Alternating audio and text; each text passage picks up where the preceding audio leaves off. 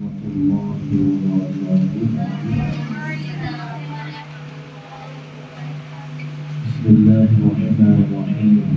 خرج بنا رسول الله صلى الله عليه وسلم يبدو صورته فدخل على خديجة بنت خويلد فقال زملوني زملوني فزملوه حتى ذهب عنه الله. فقال لخديجة وأخبرها الخبر: لقد خشيت على نفسي.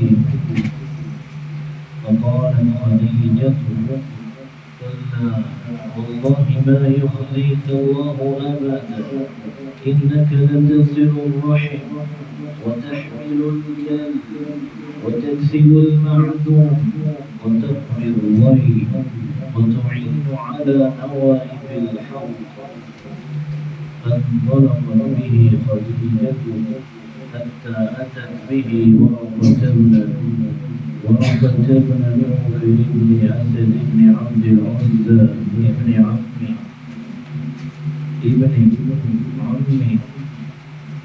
خديجة، وكان امرأ نصر في الجاهلية، وكان يكتب الكتاب العبرانية ويكتب من الإنجيل بالعبرانية ما شاء الله أن يكتب، وكان شيخا كبيرا قد عمي.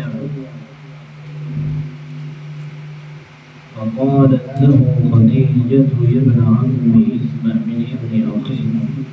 فقال له ورقة: يا ابن أخي ماذا تراه؟ فأخبره رسول الله صلى الله عليه وسلم خبر ما رآه. فقال له ورقة: هذا الناموس الذي نزل الله على موسى، يا ليتني فيها جدعا، يا ليتني أكون حيا إذ يخرجون قومك. فقال رسول الله صلى الله عليه وسلم: أو مخرجيهم؟ قال: نعم، لم يأت رجل قط بمثل ما جئت به إلا أوذي، وإن يدركني يومك أنصرك نصرا معذرا. ثم لم ينشأ ورقة توفي وفتر الوحي.